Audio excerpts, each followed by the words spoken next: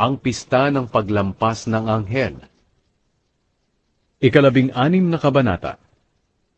Ipagdiwang ninyo ang pista ng paglampas ng anghel sa buwan ng Abib, bilang pagpaparangal sa Panginoon na inyong Diyos, dahil sa buwan na ito'y inilabas niya kayo ng gabi sa Ehipto.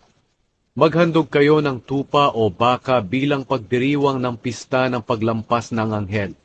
Ihandog ninyo ito para sa Panginoon na inyong Diyos, doon sa lugar na pinili niya, kung saan pararangalan siya. Kainin ninyo ito kasama ng tinapay na walang pampaalsa. Sa loob ng 7 araw, kumain kayo ng tinapay na walang pampaalsa, gaya ng ginawa ninyo noong nagmamadali kayong umalis sa Ehipto.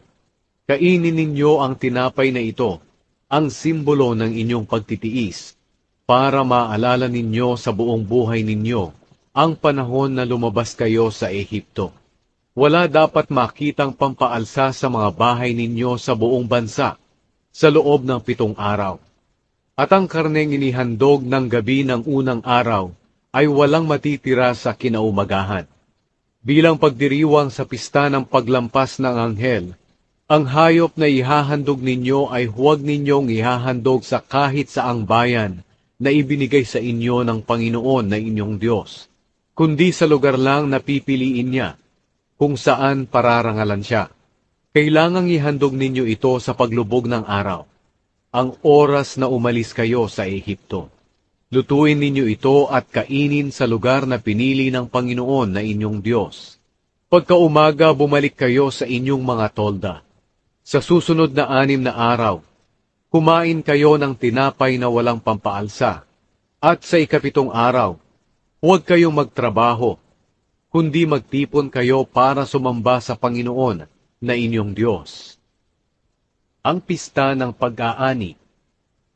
Bumilang kayo ng 7 linggo mula sa pag-uumpisa ng tag-ani. Pagkatapos ipagdiwang ninyo ang pista ng pag-aani para parangalan ang Panginoon na inyong Diyos, sa pamamagitan ng pag-aalay ng mga handog na kusang loob, ayon sa mga pagpapala na natanggap ninyo mula sa Panginoon na inyong Diyos. At magsaya kayo sa presensya ng Panginoon na inyong Diyos sa lugar na pipiliin niya, kung saan pararangalan siya.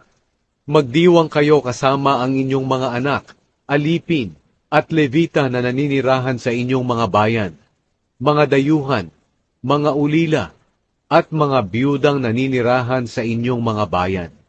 Alalahanin ninyo na naging mga alipin muna kayo sa Ehipto, kaya sundin ninyong mabuti ang mga tuntuning ito. Ang pista ng pagtatayo ng mga kubol. Ipagdiwang ninyo ang pista ng pagtatayo ng mga kubol sa loob ng 7 araw, sa katapusan ng tag-ani. Pagkatapos na magiik ninyo ang mga trigo at mapiga ang mga ubas, magsaya kayo sa pagdiriwang ninyo ng pistang ito, kasama ng inyong mga anak, mga alipin, mga levita, mga dayuhan, mga ulila at mga biyudang naninirahan sa bayan ninyo. Sa loob ng 7 araw, ipagdiwang ninyo ang pistang ito, para parangalan ang Panginoon na inyong Diyos, doon sa lugar na pinili niya, sapagkat pagpapalain ng Panginoon na inyong Diyos ang lahat ng ani ninyo, at ang lahat ng ginagawa ninyo, at magiging lubos ang inyong kaligayahan. Bawat taon, dapat makiisa ang bawat lalaki sa 3 pistang ito, ang pista ng tinapay na walang pampaalsa, ang pista ng pag-aani, at ang pista ng pagtatayo ng mga kubol. Pupunta ang bawat isa sa kanila sa presensya ng Panginoon na inyong Diyos, sa lugar na pipiliin niya, at nararapat na magdala sila ng handog sa Panginoon, ayon sa pagpapalang ibinigay sa kanila ng Panginoon na inyong Diyos. Ang mga hukom. Maglagay kayo ng mga hukom at opisyal sa bawat lahi ninyo, sa lahat ng bayan na ibinibigay sa inyo ng Panginoon na inyong Diyos. Sila ang maghuhukom sa mga mamamayan ng walang pinapanigan. Huwag nilang babaluktutin ang hustisya, at dapat wala silang pinapaburan sa paghuhukom. Huwag silang tatanggap ng suhol, dahil makakabulag ito sa marurunong at matutuwid. at makakaimpluwensya sa desisyon nila.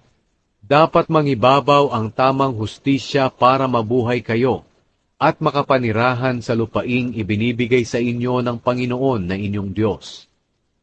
Ang pagsamba sa ibang mga Diyos-Diyosan. Huwag kayong magpapatayo ng poste na simbolo ng Diyosang si Asyera sa tabi ng altar na ginawa ninyo para sa Panginoon na inyong Diyos.